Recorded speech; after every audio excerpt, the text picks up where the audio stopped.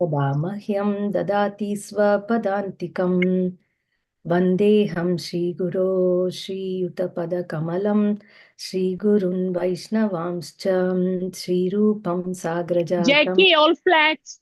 Ganaragunatanvitam tam sajivam sadvaitam savadutam Parijana Sahitam Krishna Chaitanya Devam Shri Radha Krishna Padan Sahagana Lalita Shri Vishakhanvitamscha He Krishna Karuna Sindho Dinabandho Jagatpate Gopesha Gopika Kanta Radha Kanta Namostute Tapta Kanchana Gaurangi Radhe Vrindavaneshwari Vrishabhanusute Devi Pranamami Hari Priyem Vanchakalpatarubhyascha Kripa Sindhubhya eva cha Patitanam Pavanebhyo Vaishnavebhyo Namo Namah Namo Vishnupadaya Krishna Prestaya Bhutale Srimate Bhakti Vedanta Swamin Niti Namine Namaste Saraswate Deve Gauravani Pracharine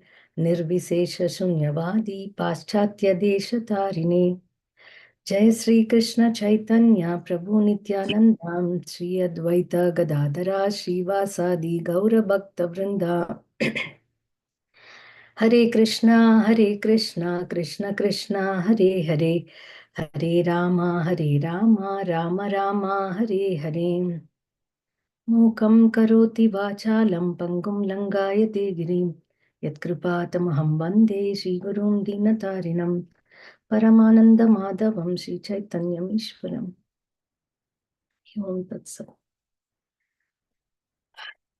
So, all glories to His Divine Grace, A.C. Bhaktivedanta Swami Srila Prabhupada. So I was reading in our family business how Srila Prabhupada was trying to get Bhagavad Gita printed from Macmillan, early 1968. So by 1967, he had written Teachings of Lord Chaitanya. So even before Bhagavad Gita was printed, Teachings of Lord Chaitanya, I think, if I'm not wrong, please correct me if I'm wrong. I'm not sure exactly what came before, but almost at the same time. This Teachings of Lord Chaitanya was one of the, if not the first book, at least the second book in the movement, and devotees were reading from that. This is much before he wrote Chaitanya Charitamrita and got this published. Of course, we know in 2 months it was published, and that of course, it's a great marathon to get the whole volumes published in 2 months, day and night, by a team of empowered devotees. Then what we can say about writing this whole book in along with traveling within maybe in a year or a little more than in year, Srila Prabhupada completed the whole of Chaitanya Charitamrita. So what marathon was that? What can that be compared to? And, we know that Prabhupada referred to the commentaries of Acharyas, and he gave us the purports in Chaitanya Charitamrita and Bhagavatam. That's amazing. That's wonderful, and he's known for that. But one thing, he's uniquely known for his summary presentation of these great scriptures.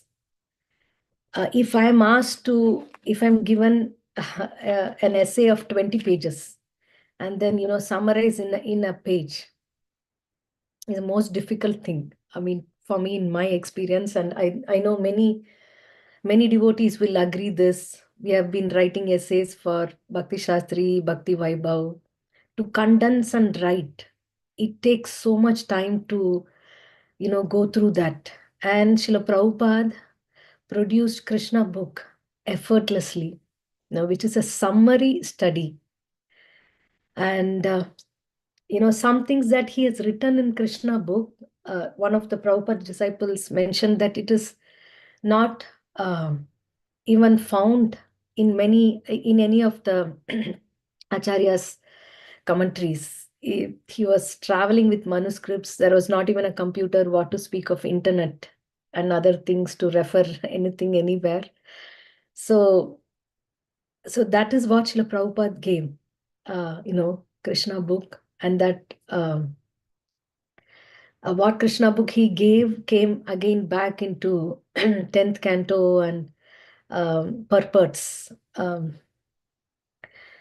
So this teachings of Lord Chaitanya is also a book much, much previously written. And to summarize the teachings is a great genius work. I don't think, Prabhupada referred to any summary study already and just translated into English as far as we have heard so far. It is, Prabhupada's transcendental genius that he gave us this summary study. And this summary study is also so condensed that if we read a paragraph, I mean, we are not sure whether we got it. So we read it again, we read it again, we read it again and again and again and again.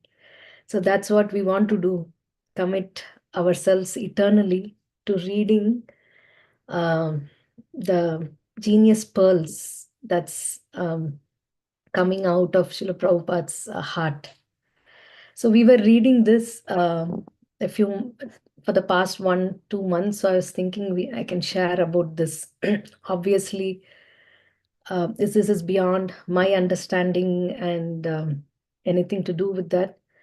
But since the only reason I chose to share this is I was reading this and I found it, of course, like in any other pastimes, his instructions to Sanatan Goswami, his instructions to Rupa Goswami, to all other different Sarvabhauma Bhattacharya, each one is unique in its own, like a diamond with many facets. So that's why, they are ever fresh and ever new. We all must have known the story and the pastime and how it flows. But when we read again and again, there are different things that click to us because the literature itself is Akshay Patra. As we take, it keeps coming. So in that mood, I mean, although this may be redundant, we have all done this elaborately, just for my own purification and understanding, presenting this, attempting to discuss this. So Lord Chaitanya Mahaprabhu, after meeting Sarvabhauma Bhattacharya told Chaitanya Mahaprabhu that please meet Ramananda Raya, who when you go to the south. So this was in Chaitanya Mahaprabhu's mind, and he came to Simhachalam. It is mentioned at Jiyada Narsimha Kshetra temple, and the glories of the temple is mentioned, and how a king has covered the temple's dome and many places in gold. And so Chaitanya Mahaprabhu, after visiting that and telling a beautiful shloka, reciting a beautiful shloka of Lord Narsinghadev, how although Lord Narsinghadev is very ferocious form, he is very kind and loving to his devotees. So he's coming to the bank of Godavari, and there, when he is chanting the holy names of the Lord, he sees the governor of the province, Ramananda Raya, come along with a musical band and many brahmanas.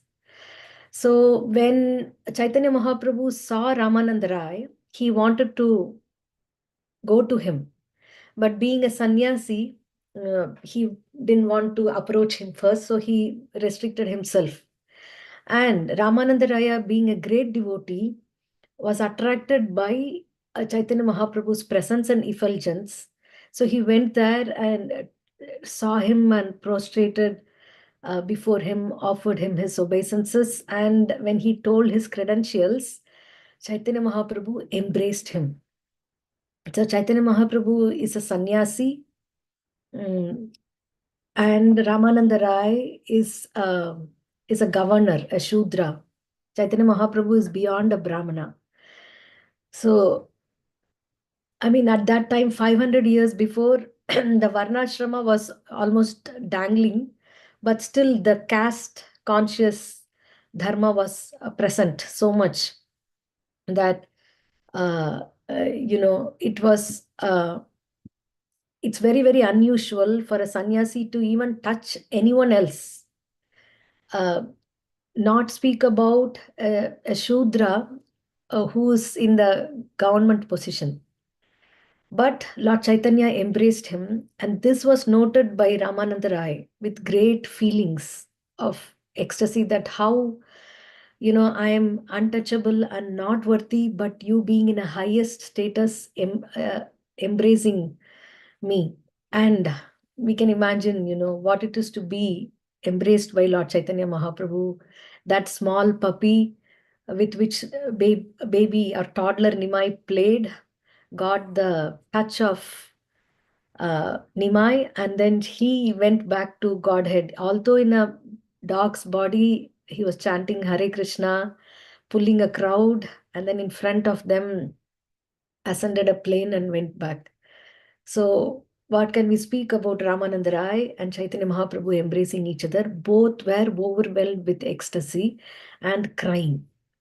And the Brahmanas present there were scratching their head, first of all, to see a sannyasi touch and embrace a governor, and then the governor crying, you know, being touched by a sannyasi. What kind of a person he is, what is there in his heart, and what are these devotional symptoms, what is happening. So, with their jaws open, they are surprised.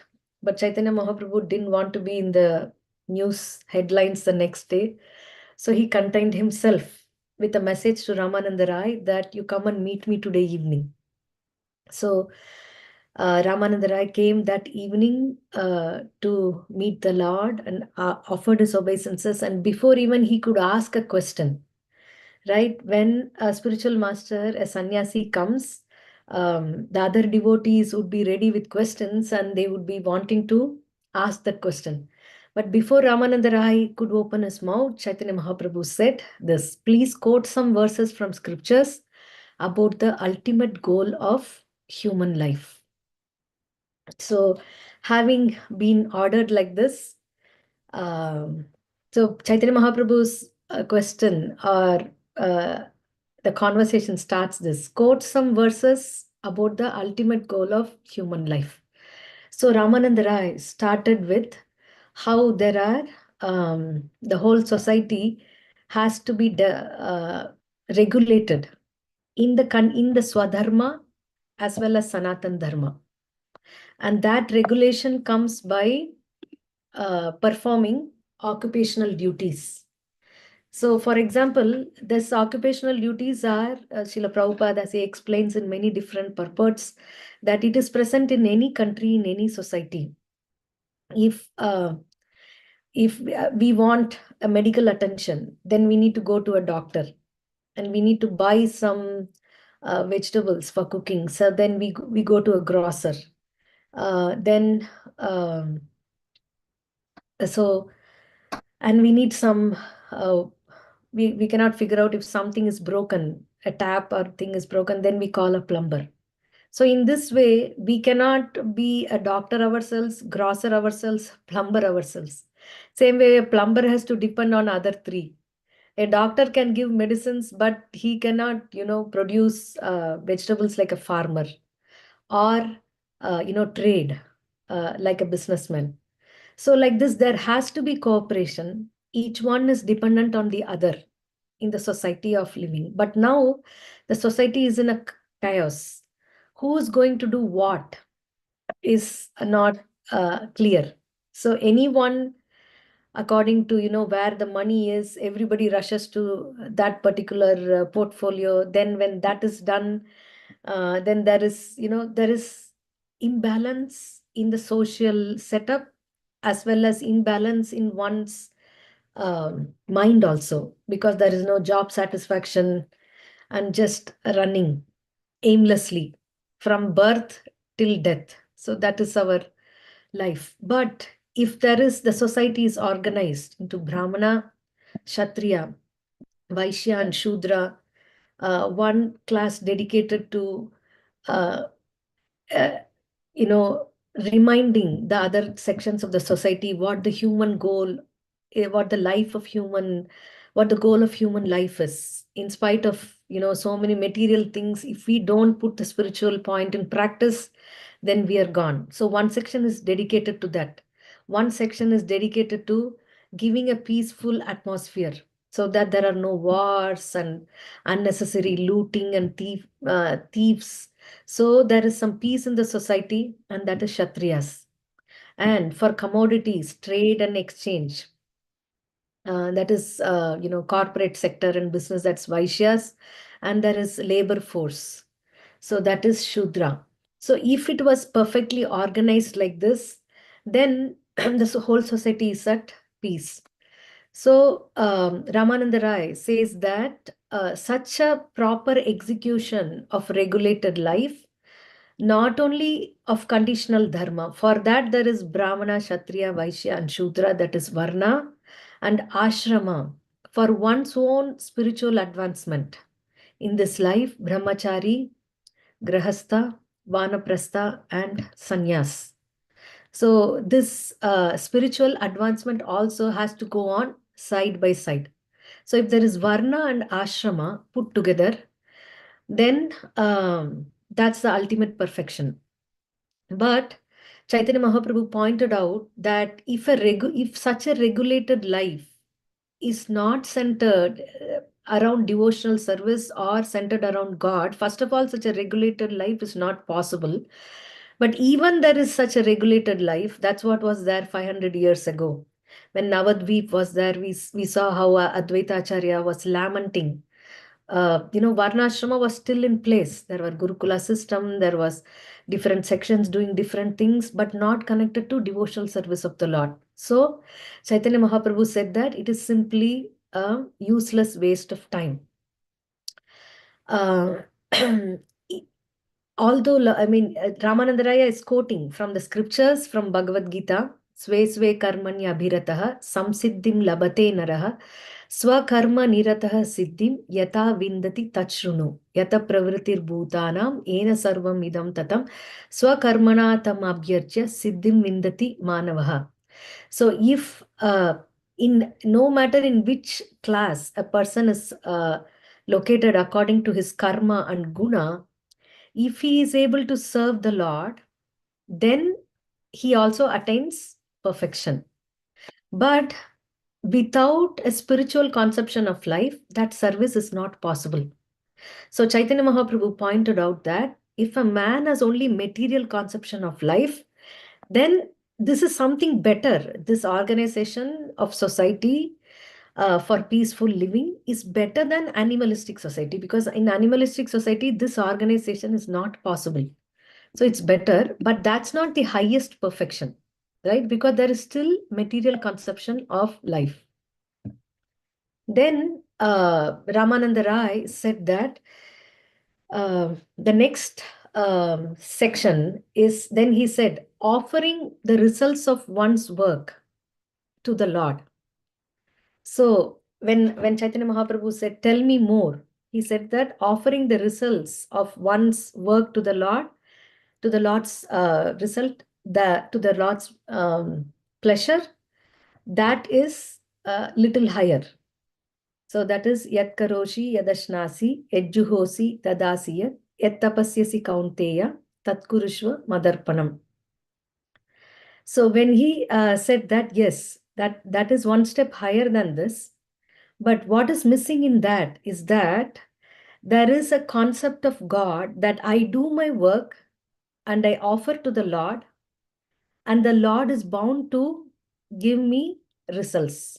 This is also one concept of God, that Krishna, while he was exhibiting the Govardhan Leela, he also preached against this. Indra has to give the result, whether you work or not. So why satisfy him by the yajna?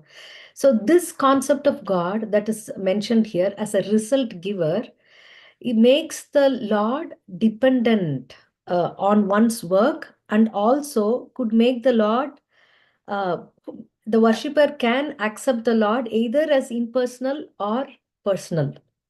So this Chaitanya Mahaprabhu rejected, because he came especially to stress on the personal feature of the Supreme Absolute Truth.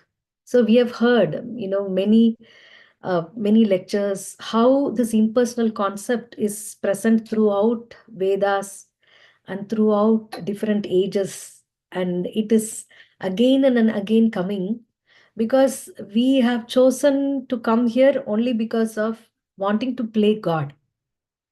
And it is easy to embrace a spiritual path which keeps that ideology intact, that I am equal to God, and I can merge in God. So there is no requirement of any obedience or surrender in that. And Chaitanya Mahaprabhu and Krishna himself came to give a higher concept of God where there is more bliss, right? So this Chaitanya Mahaprabhu rejected this also, saying that this Karma Mimamsa philosophy's concept of God makes the worshipper the center, not what God the center or what he likes. So he said, you tell me something beyond this conception of the Supreme Absolute Truth. Then Ramananda Raya said that, then this is where he quotes a work, and okay, he's working and he's offering the results to the Supreme Lord. What about that? So why Lord Chaitanya rejected this proposal also? Because the worker is still having the ego that I am working and I want to give result to the Lord. So this concept that I am a worker independent of the Lord, still independent of the Lord, and I am offering the results of my work to the Lord, will root our identification in this material world and will make one continue the material entanglement again and again, again and again. He would come back to do this. So, so Chaitanya Mahaprabhu rejected that in this, telling this reason, and he said, tell me more. What more you have got about the ultimate perfection of life? Then Ramananda Raya proposed that, what about this? That renunciation of occupational activities altogether and rise, and which is focused on detachment. And because of detachment, one rise to the transcendental plane. So this is Karma Sannyasa and Jnana Yoga. So this is complete renunciation of worldly life and getting detached and getting elevated to the transcendental plane.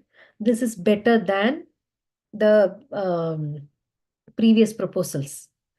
But Lord Chaitanya rejected this proposal also, because in that renunciation, what is prominent is that material world is temporary. So this is not permanent, so reject it. But there is Brahman, the form of light, and that is permanent compared to the material worlds, material manifestations, which is created and annihilated again and again. So that is a concept that is prominent here. As Srila Prabhupada tells in the purport of 15th chapter, Urdhva Moolam Adashakam Ashwattam Prahuravyayam. So this material world is a reflection of the spiritual world, which is a reality. So between the reflection, there is a line where the reflection and the reality meets. And that he says is a central point. So from that central point, 180-degree this side is reflection, but there is 180-degree that side also, which is the reality. And without the conception of spiritual planets and spiritual activities, and the person who is the center of the spiritual planets and activities, this is not perfect, ultimate perfection of life. Ultimate perfection of goal of life and the highest conception of God. So Lord Chaitanya rejected this proposal. So Ramananda Rai suggested that Brahma Bhuta Prasannatma na sochati na kankshati samasarveshu bhuteshu madbhaktim labate param. After one attains this transcendental platform of detachment, na sochati na kankshati, Krishna says madbhaktim labate param. So such devotional service, okay, is which is filled with knowledge and spiritual realization is superior than mere renunciation of the material world only with the knowledge of the material world. So again, Lord Chaitanya said that there has to be positive engagement in spiritual activity. And that is the starting point to understand the spiritual world and the spiritual activities. So they are not theory. One has to have this positive engagement from the beginning only. Otherwise, how would he do this devotional service? Mad bhaktim labate param. So he renounced. No, so he rejected this proposal also. So after his fourth proposal, I think I missed a slide. Yeah.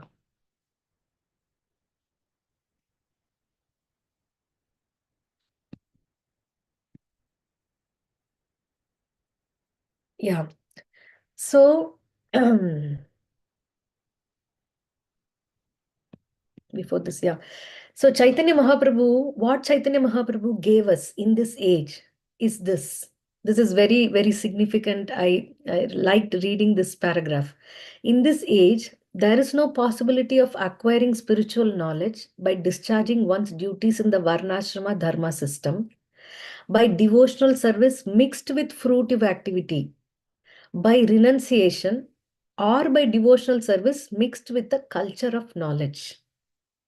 Because most people are fallen, and because there is no time to elevate them by a gradual process, the best course, according to Lord Chaitanya, is to let them remain in whatever condition they are in, but to engage them in hearing of the activities of the Supreme Lord as those activities are explained in the Bhagavad Gita and Srimad Bhagavatam. So this proves that Lord Chaitanya Mahaprabhu is a Yuga avatar because he gave something that is very practical.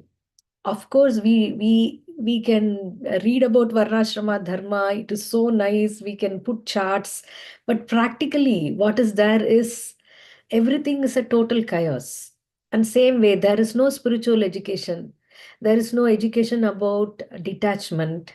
And where are the places where one can cultivate knowledge from the very beginning, practice renunciation, that is also obsolete here, and also to do devotional service mixed with fruitive activity or devotional service to mix with culture of knowledge. When this mixing happens, eh, when that's the goal of life, when devotional service is only a part or a small part of either fruitive activity or the culture of knowledge, it's going to take a long time in this process, which we don't have here. Hardly we have time here. We don't know when what is going to happen to us next. So there is no time, and we are most fallen. So what Chaitanya Mahaprabhu has given us is to what we can do wherever we are, without trying to change the situation. One thing we can try to do is hearing of the activities of the Supreme Lord. In that way, our spiritual activities are beginning. And so this Chaitanya Mahaprabhu has accepted that, okay, this is something, this is good, but tell me more beyond this. So then he's saying that, he's quoting this verse that Brahma is telling that one should give up. Jnane prayasam udapasya namanta eva jivanti sanmukharitam bhavadiya vartam sthane sthita shrutigatam tanuan manobhir e prayasho jita jitopyasi tais trilokyam. So one should give up monistic speculation and the cultivation of knowledge altogether. He should begin his spiritual life in devotional service by receiving information of your activities from a realized devotee of the Lord. And when one does that, what happens? If one cultivates a spiritual life by adhering to these principles and keeping himself on the honest path in life, then although your lordship is never conquered, Ajita, you become conquered by the devotee following such a process. So that's why he has given something so easy and so sublime, so relatable and so doable, irrespective of where we are in this stage. So then Ramananda Raya says about devotional service. So now he has come to the point of pure devotional service, starting from Varnashrama Dharma up to pure devotional service, where there was no involvement of God, then God as a giver of results of our work.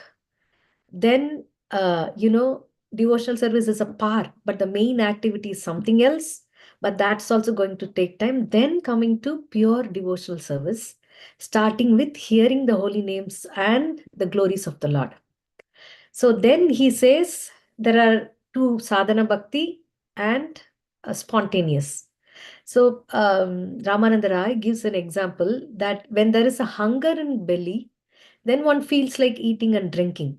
So similarly, when we are doing worshipping the Supreme Lord, following the Pancharatrika process, if that worship is not mixed with pure love of Godhead, then it becomes mere worship. So he says, when as hunger is a very necessary ingredient for someone to eat, pure love for Godhead is very necessary ingredient in our devotional activities. So it becomes an actual source of transcendental happiness.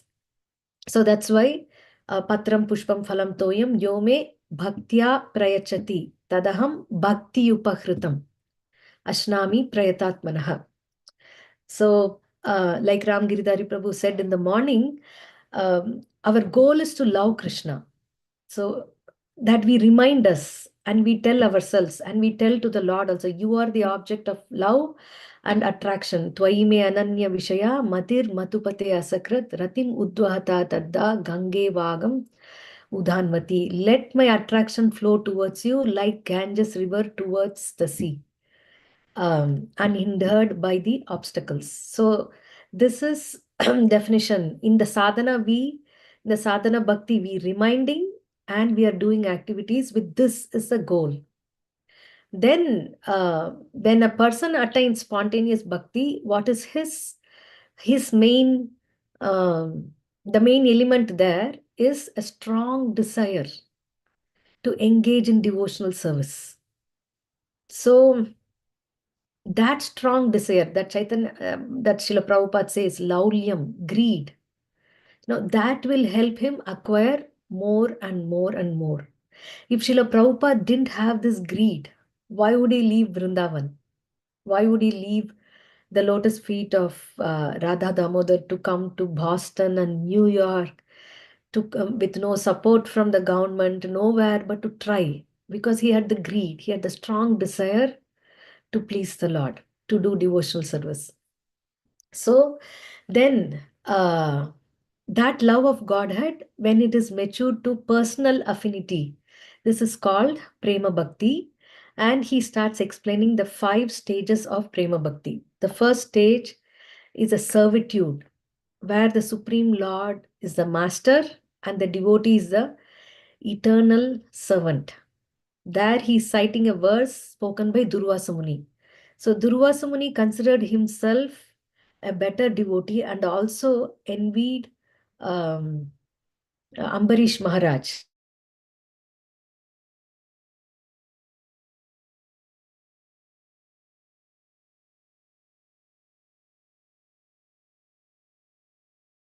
Nothing that the Lord will not do for his devotees.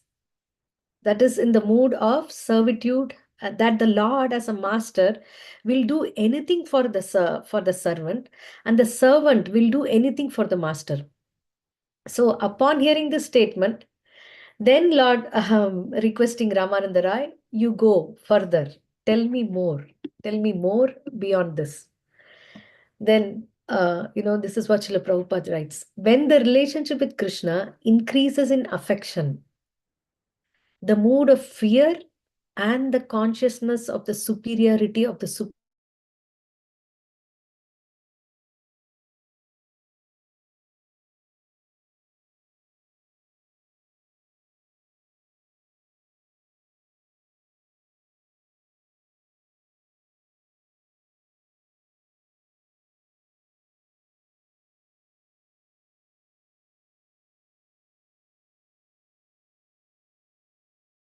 and the consciousness that the Lord is supreme because of the increase in affection of the Lord. So then Ramananda Raya is quoting this verse from Srimad Bhagavatam, which is very famously quoted, that what have these friends of Krishna has done, Krita Punya Punjaha. There's a very famous verse that the great impersonalists are considering him as, to be impersonal Brahman by the great sages, as a great Dasyam Gatanam,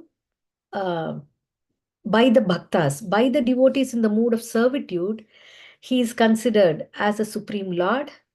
And Naradharakena, by an ordinary human being, he's an ordinary human being by common men. The supreme personality who is considered different things by different people, what is he doing? He is playing with his friends and the cows. And what have these boys have done?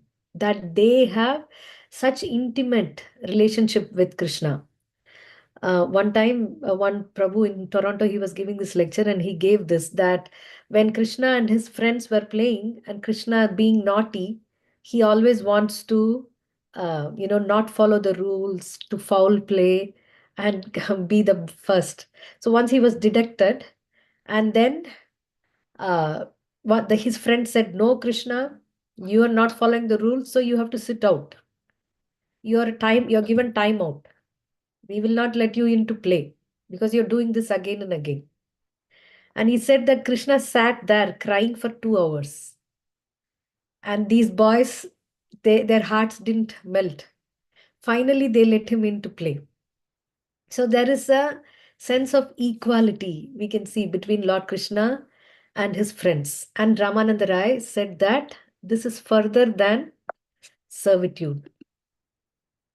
Then when the Lord says, go further, he says, when the friendly attitude toward Krishna increases in affection, it develops into the relationship found between parents and their son. For this, he quotes a verse from Srimad Bhagavatam 10.8.46. This is also a famous verse that is glorifying the position of Mother Yashoda. What has she done? That the Supreme Lord is sucking her breasts and taking her milk and calling her mother.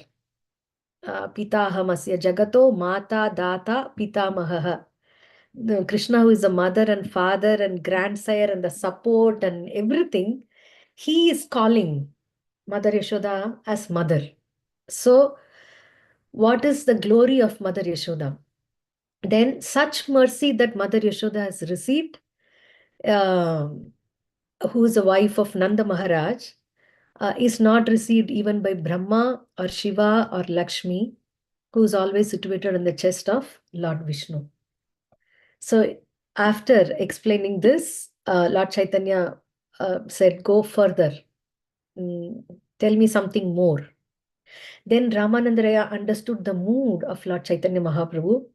Then he said that the conjugal relationship between gopis and Krishna, not expecting anything from the Lord, right? So that is the rasa that's higher than that.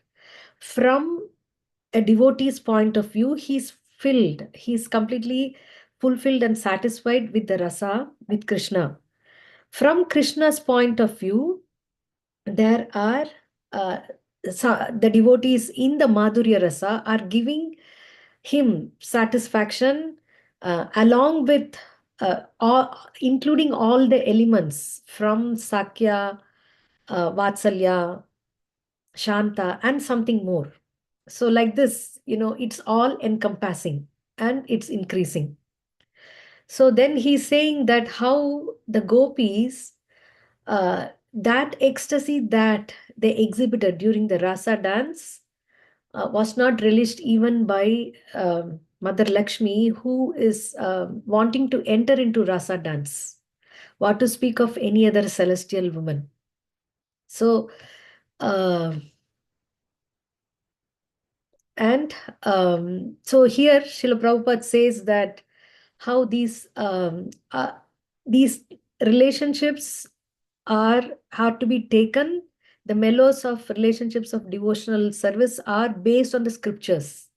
Like what Rupa Goswami says, that if there is no reference to the scriptures, then it just simply produces disturbance in the society. So there are so many apasampradayas who have jumped into this perfection, trying to imitate it, right? Trying to take on the dress of gopis or having a lifestyle of gopis. No, that is not what it is mentioned here. This is based on the Vedic scriptures, and this is a gradual um, progression in the mood of devotional service. That's why we see when the affection of Krishna increases. Now, at least for my sake, when I look at ourselves, the sadhana bhakti, mostly we have affection for ourselves first. I mean, we chant, we do devotional service, we hear from Krishna. But when there is when the car is going to get crashed, or when I have a terrible stomach ache, my affection is not my, where the attention goes, where the affection, the attention goes. The attention doesn't go there. It only ooh sound comes, or something else that I'm attached to for the millions of lives is there. So from the heart, that change has to come gradually by the diligent execution of devotional service in the process of sadhana bhakti. So, so that's why he says that the devotional service has to be in reference to the Vedic scriptures. And this is a very nice example that Krishnadas Kaviraj Goswami is giving in this connection. The author of Chaitanya Charitamrita has given a nice example concerning these relationships. He points out that earth, water, fire, air, and ether, the five gross elements, develop from subtle forms to grosser forms. For example, sound is found in ether, but in air, there is both sound and touch. In fire, there is sound, touch, and form as well. And in water, there is sound, touch, form, and taste. Finally, in earth, there is sound, touch, form, taste, and smell. Just as the various characteristics increase in the progression from ether to earth, so the five characteristics of devotion increase with each relationship until all five are found in the relationship of conjugal love. So then Krishna himself is admitting this, that this is a very famous sloka, that after he disappeared from the rasa dance and then comes back, and then he's saying this, that I did this to glorify you. Then he's saying, Na parayeham niravadya samyujam swasadu krityam vibhudayusha piva yama bhajan durjaya geha shrinkalaha samvrishya tadva pratiyatu sadhuna. My dear gopis, your relationship with me is completely transcendental, and it is not possible for me to offer anything in exchange for your love, even after many births. You have given up all attachment for material enjoyment, and you have searched after me. Since I am unable to repay your love, kindly be pleased with your own activities. So something is not possible for the Supreme Lord, for whom there is nothing impossible for him. But out of rasa, he says that it is not possible. So this for me to repay your love, because your love is completely transcendental. And one more thing is that you've given up all attachment for material sense enjoyment, and you have searched after me. So So since Krishna told this to gopis, um, Ramananda Rai said that this is the perfection. So the gopis, we know that the gopis prayed to Katyayani, and Katyayani is Yoga Maya. While in the material world, we are all busy praying to Mahamaya for the fulfillment of our own desire. The gopis prayed to Yoga Maya for the fulfillment of their desire, and their desire is to please the desire of the Lord. So, so Ramananda Rai is saying that here we not only have the conception of the Supreme Personality of Godhead Bhagavan, which is beyond the conception of his all-pervading nature as Brahman or localized witnesser as Paramatma, but also his sweet nature of exchanging loving relationships with the devotees and being conquered by them and telling them that I cannot repay your love. So this is the ultimate, conception of God that can be given, and that's what Chaitanya Mahaprabhu gave us, right? Gopi Bhartru Padakamalayur Dasa Dasa Dasanu Dasam. So Krishna, the son of Devaki, is the last word in super excellence and beauty. But what happens when he is among the gopis? He appears even more beautiful, like a sublime jewel set among divine golden craftsmanship. A diamond alone, and a diamond as a locket of a very beautifully designed golden necklace. So then this is the highest form of the possible for the Lord. But when Ramananda Raya presented this, uh, Chaitanya Mahaprabhu accepted this and then said, you proceed further beyond this. So then what is further than that? So Ramananda Rai said that there is certainly transcendental intimacy between the damsels of Raja and Krishna. And out of all the relationships, the relationship between Radharani and Krishna in conjugal love is the most perfect. So in that, uh, he says that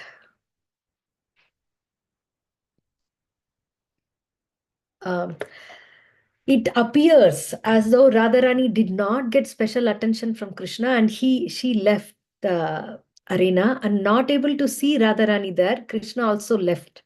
So Krishna left the company of gopis to seek out the company of Radharani. So that shows that the relationship between Radharani and Krishna in conjugal love is the most perfect. So we see in Radhikashtaka, I think there is a verse that says that the gopis are stunned in ecstasy, seeing the exhibition of the love of Srimati Radharani for Krishna.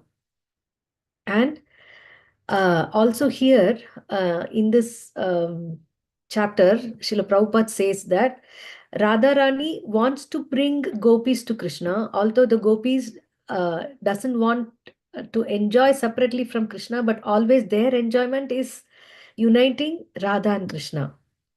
So in that, there is a transcendental competition that's going on to unite each other with the Lord. I would like to, show that later in the Veda base.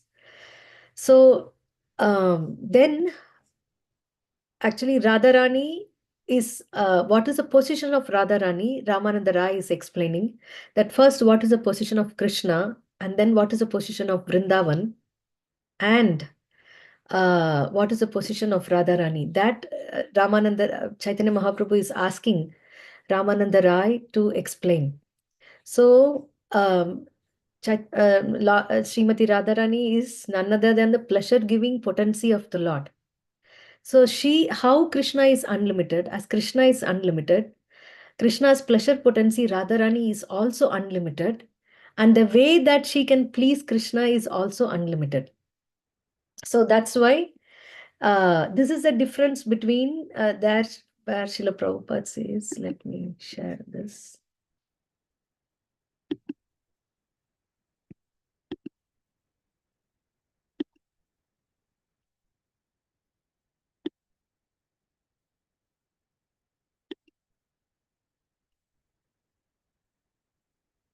Mm.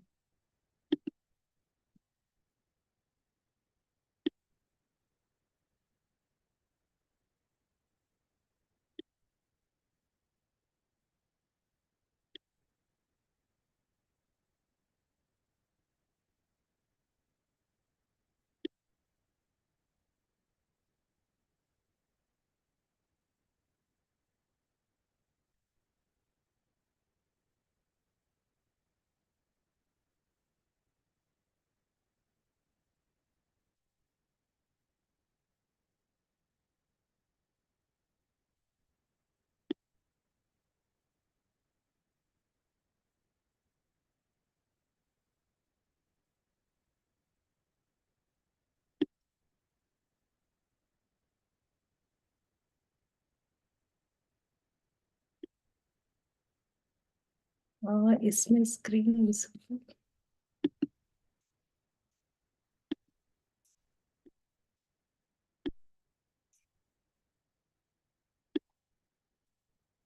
Yeah. Um,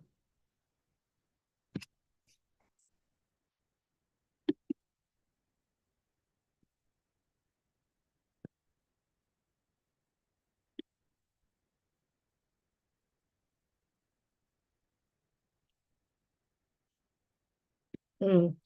So here he says that since the gradation of the devotional service in affection increases, there are different names to Krishna in connection with different devotees with different tastes. So calling Rukmini Ramana and Radha Krishna are not the same because that's what he says. There are overlapping tastes in that, which is technically called rasabhas. And those who are expert discriminating devotees do not accept such amalgamations, which are against the conclusions of pure devotional service. Less intelligent men think such discrimination is bigotry. Uh,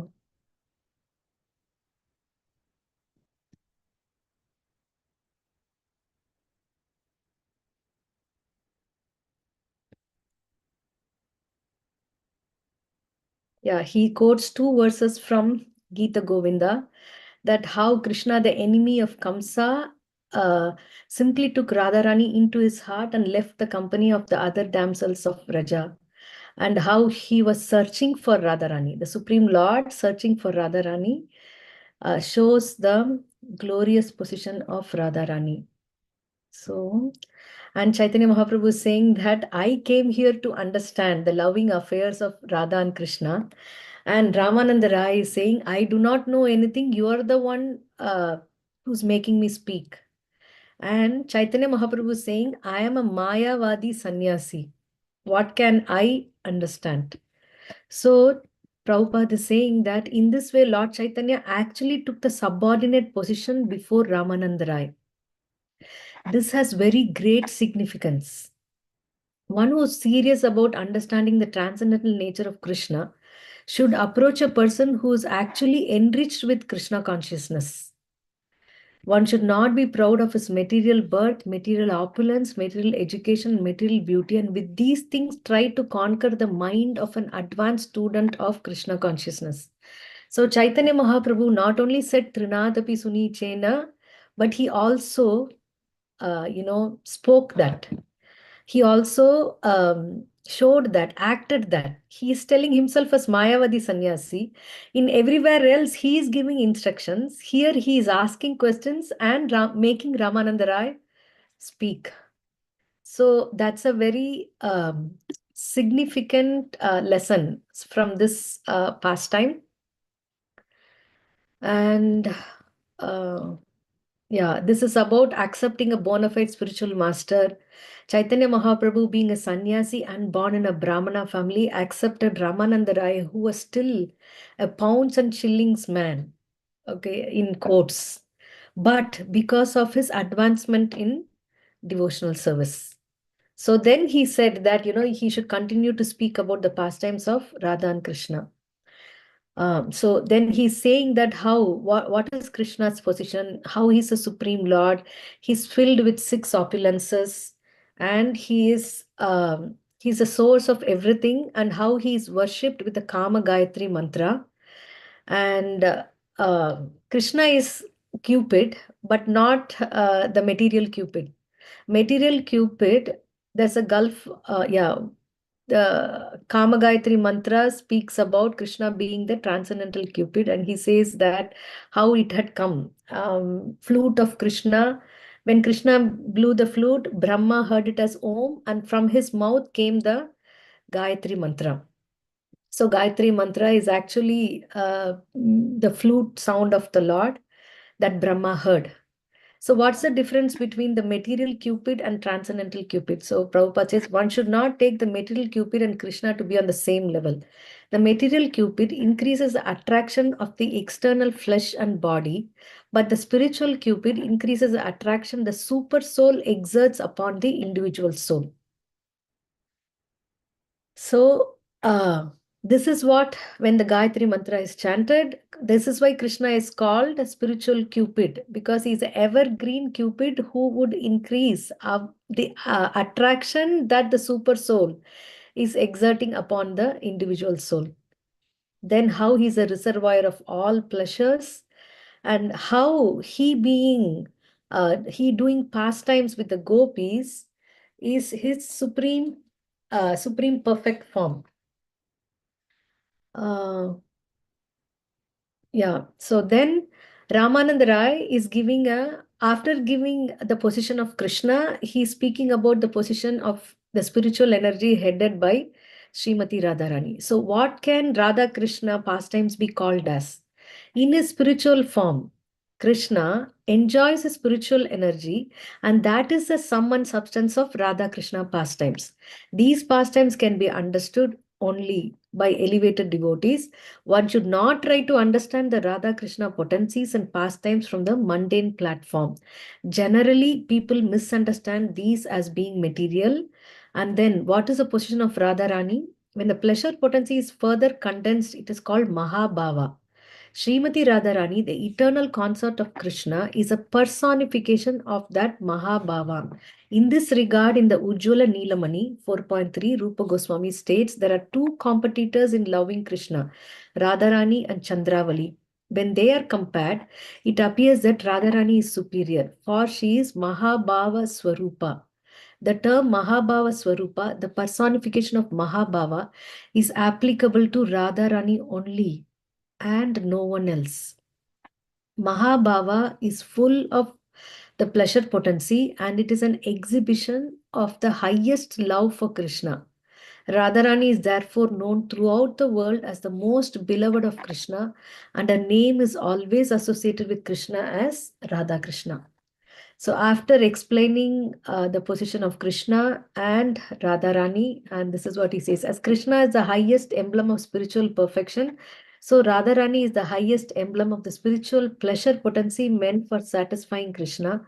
Krishna is unlimited, and Radharani is also unlimited in her ability to satisfy him. Krishna is satisfied just by seeing Radharani, but Radharani expands herself in such a way that Krishna desires to enjoy her more.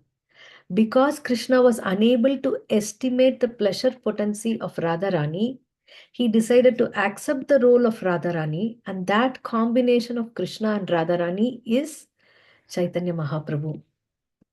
So then Radharani's, the beautiful body and her ornaments, what are all the significance, the spiritual significance of them is explained by Ramananda Raya, and how she is always covered with Sudhipti Satvika emotions because of her condensed love for the Lord. So all these things Ramananda Raya is analyzing and explaining to Chaitanya Mahaprabhu, who is none other than Krishna in the mood of Radharani. So Chaitanya Mahaprabhu is saying that you have explained, then yet there is something more that I would like to hear from you. What is that something more?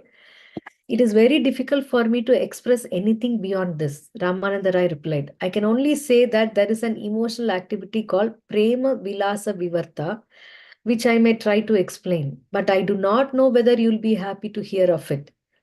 In Prema Vilasa, there are two kinds of emotional activities, meeting and separation. This transcendental separation is so acute that it is actually more ecstatic than meeting. Ramananda Raya was expert in understanding these highly elevated dealings between Radha and Krishna, and in this regard, he composed a nice song which he narrated to the Lord.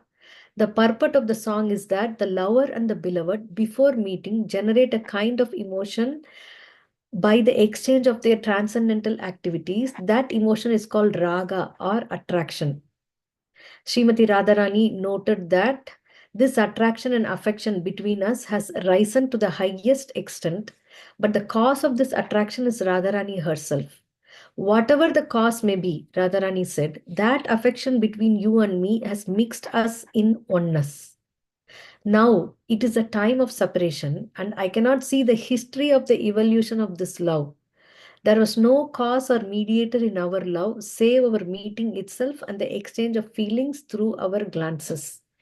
So then he says it's very difficult. One has to be in the platform of material goodness to understand this. So ultimately, what Chaitanya Mahaprabhu came to give us is this separation, the ecstasy of separation, which is said to be even more condensed than the ecstasy of meeting. So,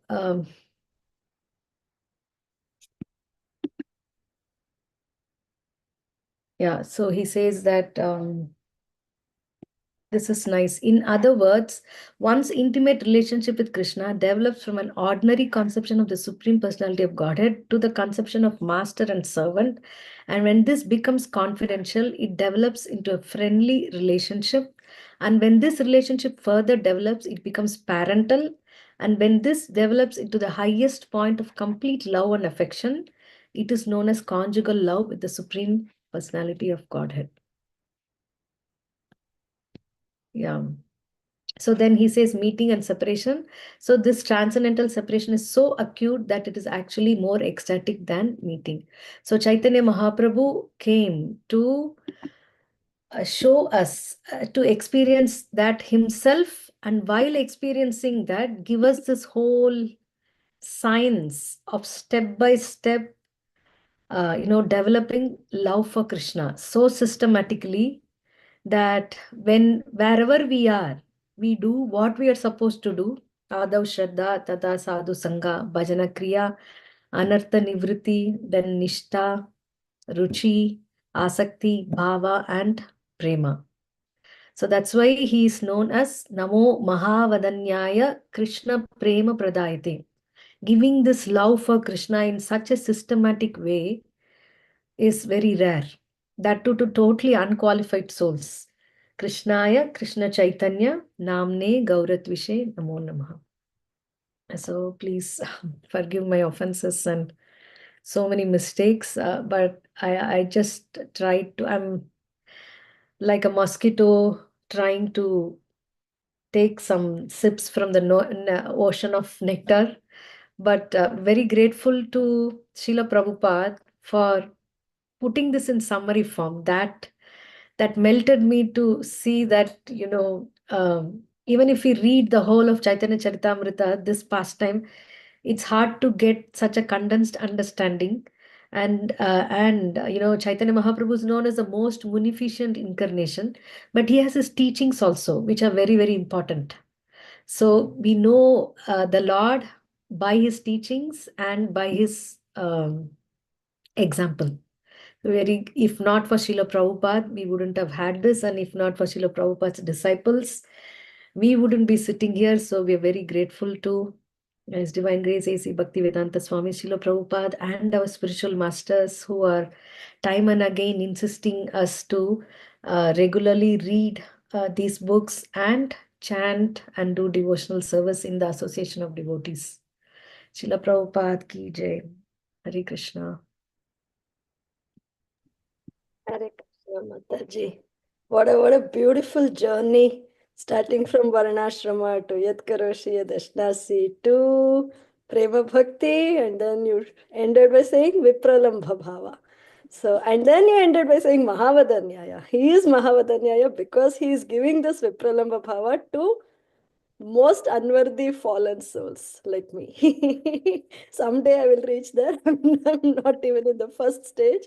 Thank you. Thank you so much, Mataji. Beautiful, beautiful class. Very, very grateful to you. Thank you, Mataji. I'm learning from all of you.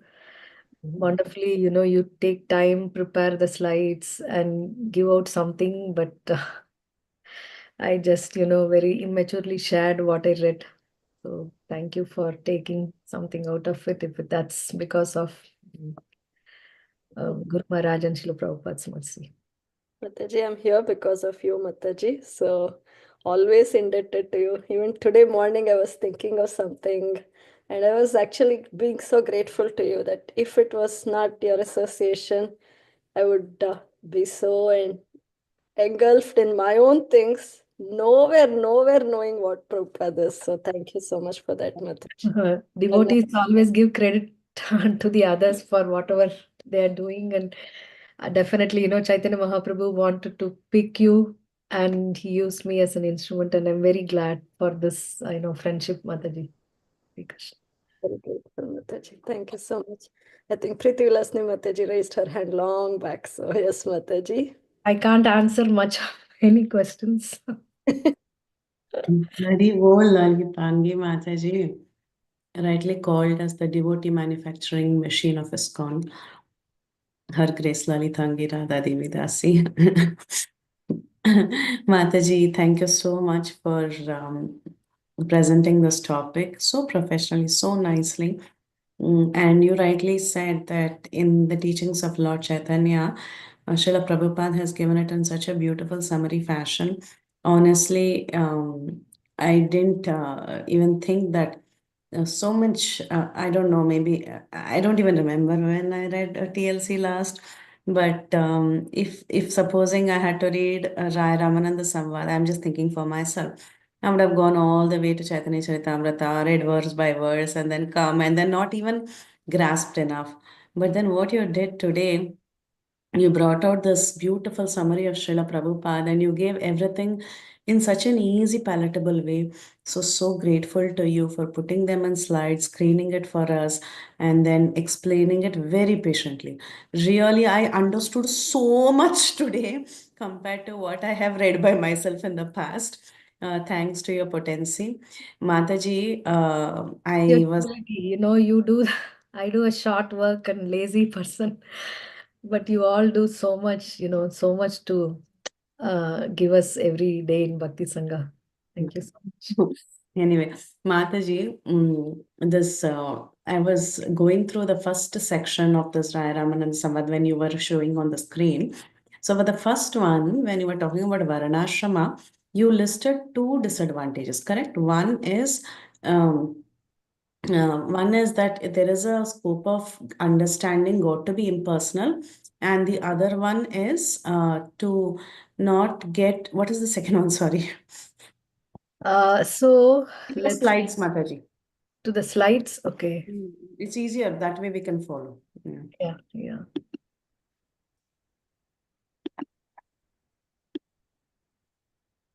Wow, thank you. Uh, Karma yeah, Mimamsa. Oh, after Varnashrama, it's Karma Mimamsa, is it? Karma Mimamsa. Because Varnashrama, Chaitanya Mm. Mahaprabhu is saying that uh, there is no spiritual conception here. Mm. So Okay.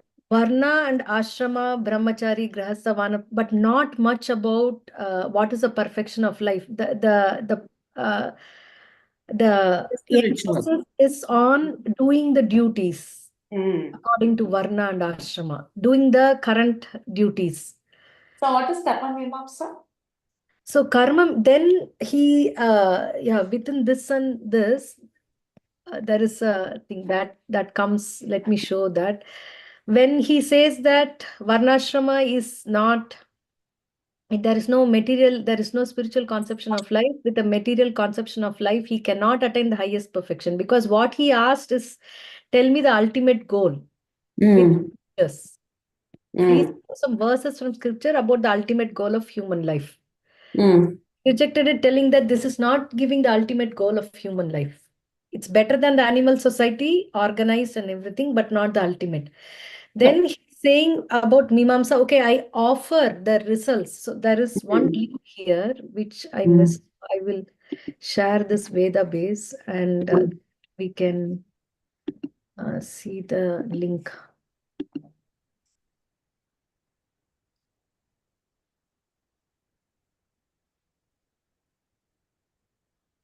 This is chapter 31.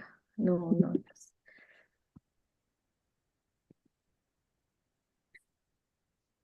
Lord Chaitanya relationship with the Supreme. So in this, if you see what he did in the last chapter, end of last chapter,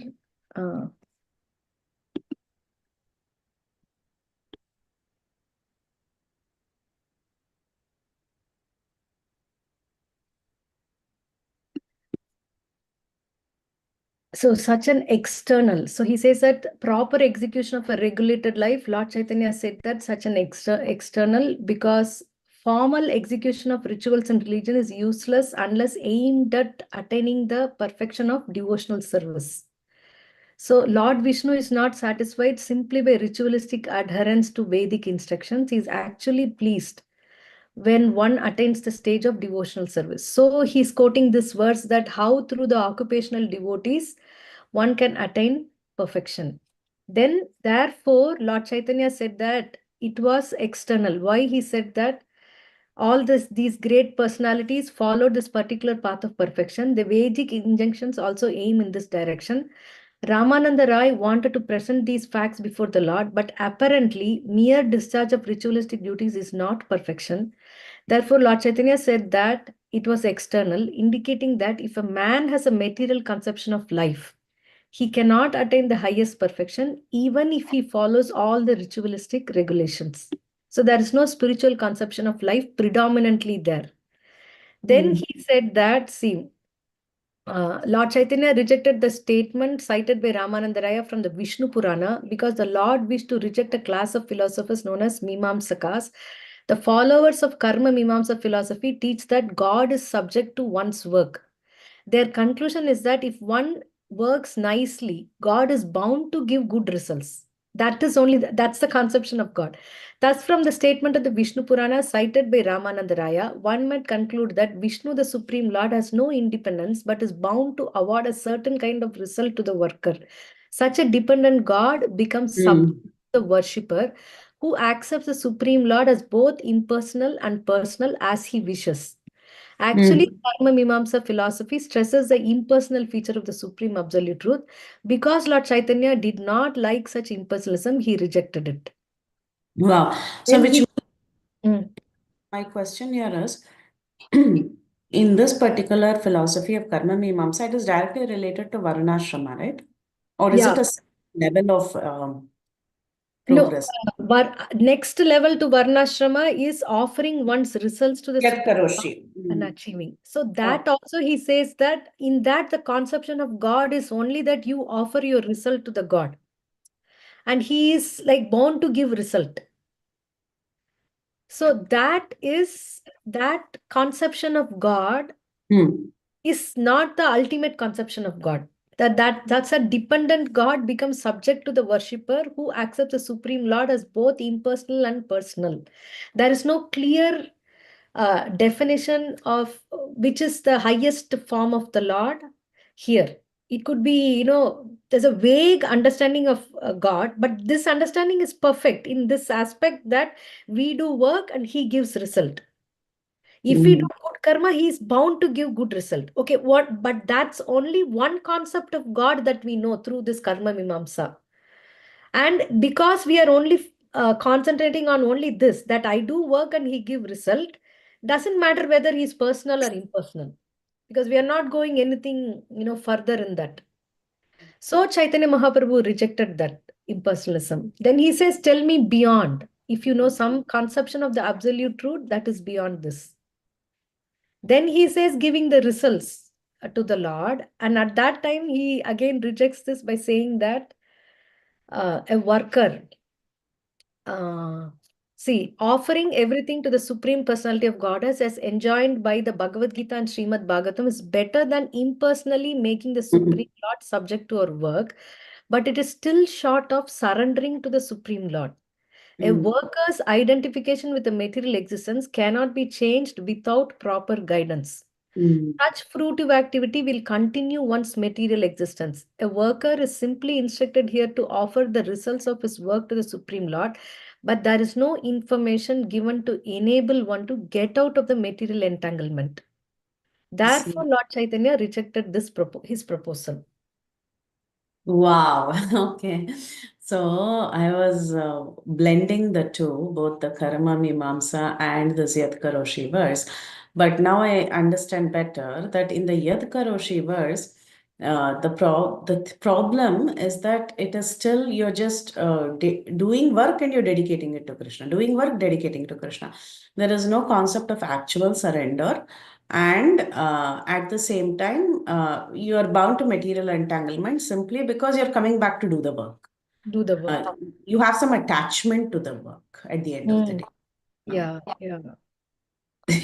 And give the C, I mean, to give Yeah. the condensed form in one line and in one paragraph. This is amazing. Right.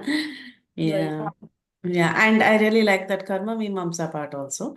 That in Karma Mimamsa, two problems, right? You've said. One is whether you don't, one thing is you are making the Lord Subject, I mean, he's subject going to give. to the worker. Yeah.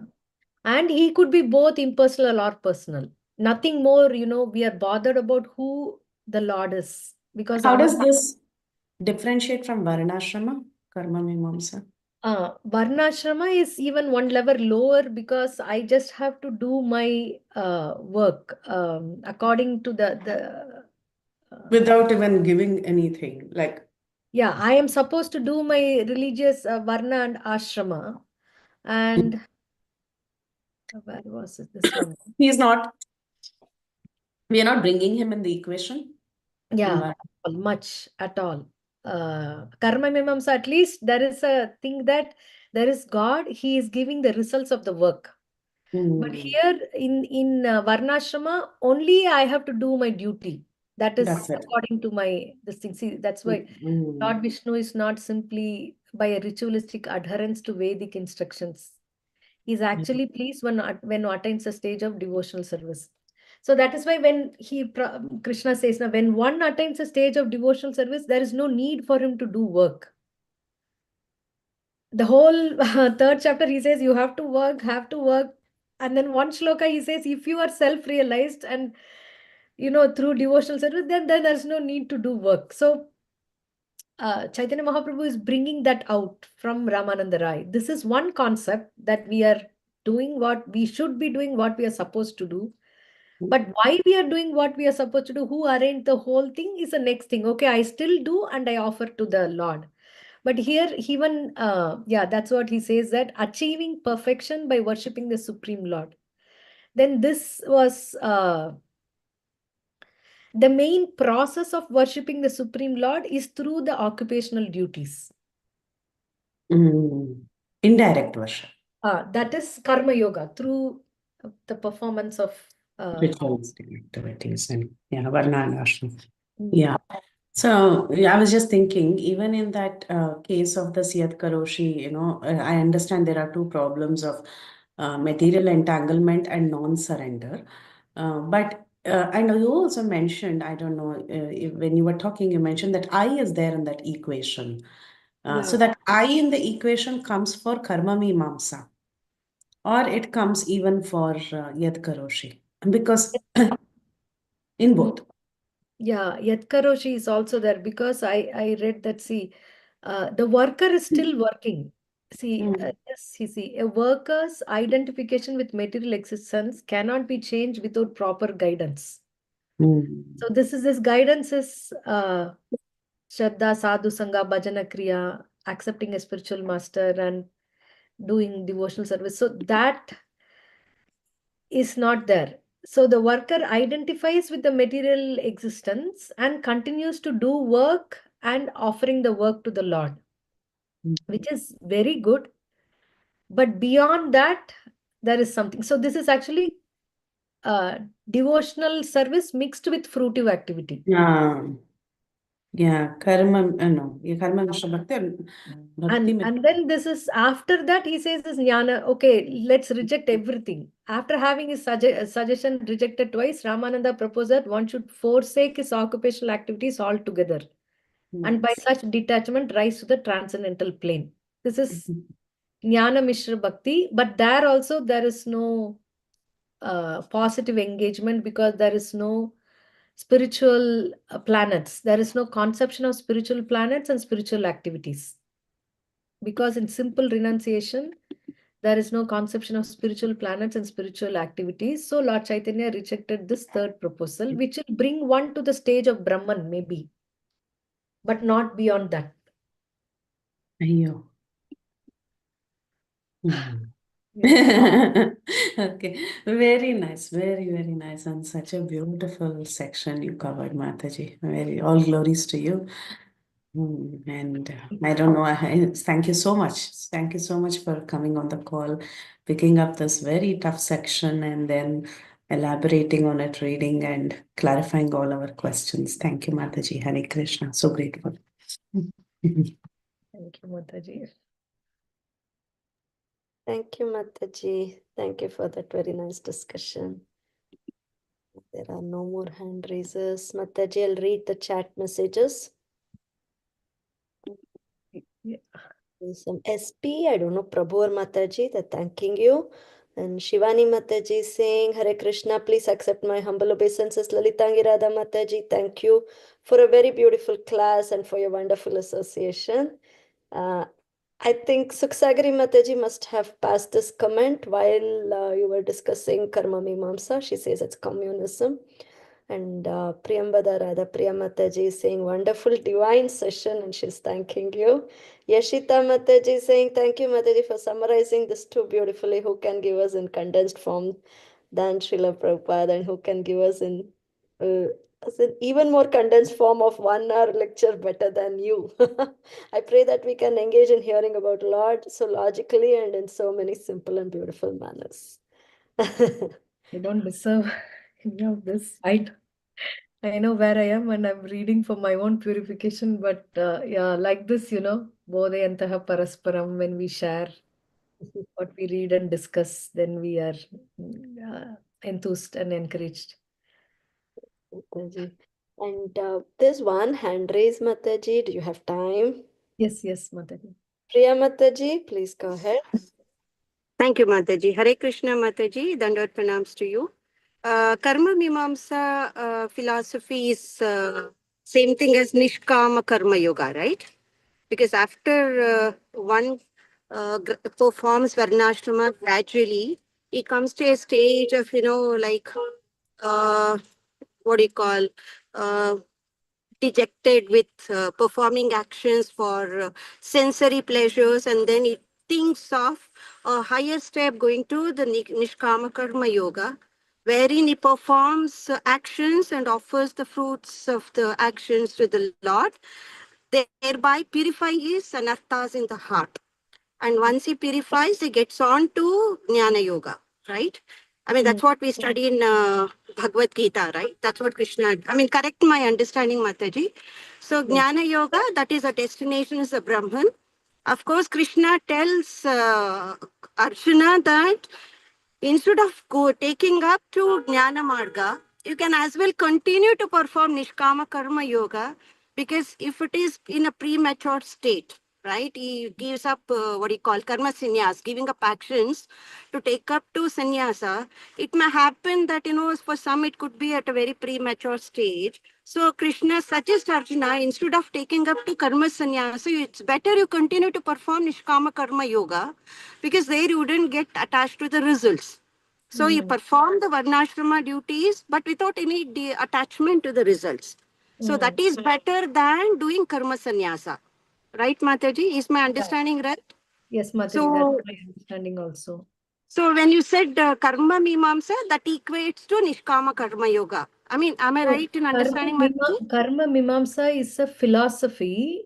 It's not a part of the yoga. No, it's not a part of the yoga system, but that's the what do you call the terminology used. It connects to Nishkama Karma Yoga in the Bhagavad Gita framework, right? Karma The path Mimamsa. yoga system. Karma Mimamsa, does it connect to Nishkam? Because Karma, that's what you said. They are performing the actions, but without any attachment to the results. It equates to Nishkama Karma Yoga. yeah, I but mean, that's Karma what I Mimamsa, understood. they are performing actions and they know that God is the giver of result. So me performing action is the center. Okay. Oh, okay. Oh, okay. In Nishkama Fine. Karma Yoga, the yogi performs varnashrama duties only as per the Vedic injunctions, but he doesn't have any attachment to the results because he performs as a matter of purification of the heart. Yeah. Right, Mataji?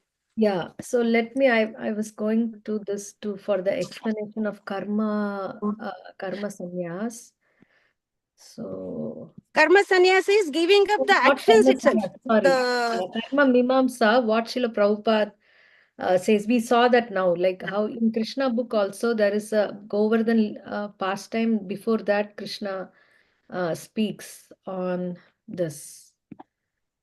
Okay, so let's see. Sorry, Mataji, for digressing you. I might be wrong. Please excuse me. Oh no, it's not. Okay, let me share this screen.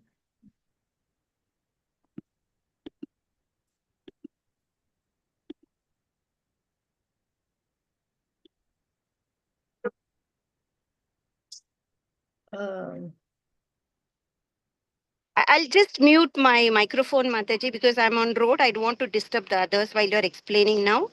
Yeah. So here, see, there is a purpose for which Krishna wants to teach Indra a lesson. So he said that he is going to support this philosophy. With this purpose in mind, Krishna began to talk as if he were an atheist, supporting the philosophy of Karma Mimamsa. Advocates of this philosophy do not accept the supreme authority of the personality of Godhead. They put forward the argument that if anyone works nicely, the result is sure to come.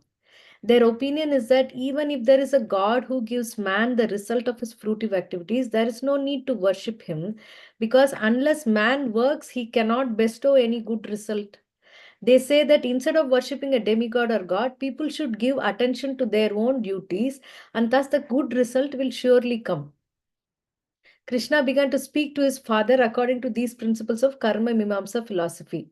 But then, you know how he is refuting that is, Prabhupada is, refuting that in So this. that means Karma Mimamsa is completely not at all related to Nishkama Karma Yoga. No. So that's It's a completely different. philosophy where, yeah, God is not even the supremacy is accepted. If I do work, God has to give result. So Okay. only concentration is on my duties performing. So that is Karma Mimamsa. So the followers of Karma Mimamsa philosophy, they perform actions as per Varna and Ashrama, or not even the regulated Varna and Ashrama duties, Mataji. It's No, they perform completely different they do according to Varna and Ashrama only. according to Varna and Ashrama. But they're So, stressing me doing work. Work is worship. We mhm. have heard more, all this comes from this concocted, this philosophy which Prabhupada calls it as atheistic. Okay. So it need not be Varna and Ashrama then, because Varna, the moment follower follows Varna and Ashrama, that means he's following the regulated injunctions prescribed in the Vedas. So But that means if what they're not attitude? following. No, with what attitude that matters. He's Okay. following Varna and Ashrama with the attitude that I have done work, God has to give result. I have Okay. made God to give result to me. Okay. So, but unlike a person following the Varna and Ashrama, gradually it leads him to the liberation, like Dharma, Artha, Kama, Moksha. But in case of Karma Mimamsa followers, there's no gradual elevation, I suppose, then. Yeah. Yes, Mataji. Right, Mataji? Yeah. Okay. Sorry, Mataji, to digress the Thank you. thing. No. Clarify, I mean, Hare Krishna. I also don't know much. Whatever is there in the book, I only know. I mean, we can hear more from senior devotees, lectures who are analytically studying this and presented a lot. Thank you, Mataji. Okay. Thank you, Lalitangi Mataji. Thank you, dear devotees, for giving us this very nice conversations. There are more comments. Thank you so much for another wonderful lecture. I'm fortunate to have you in my life. Avinish Sindhvani says, and of course, Avanito Mataji says, Hare Krishna Mataji, wonderful class. Thank you, dear devotees, for joining us and giving us your most valuable association today. We will continue this beautiful Gaur Leela Smaran series. And thank you again, Lalitangi Mataji, for choosing such a beautiful topic and presenting it in the most crisp and condensed and clear manner. Thank you. Vanchakalpatarubhyascha kripasindhu Bhaktanam Pavanebhyo Dev Namo Namah. Anantakoti Vaishnav Vrinda ki jai. Jai. Jai. Jai. Thank you, Jai. Mataji. Koti koti Lalitangi Dandavat, Radha Mataji. Mataji, Jai. Dandavat Jai. Mataji, Jai. Hare Krishna. Pranam Thank you, Mataji. Mataji. Vishwanath.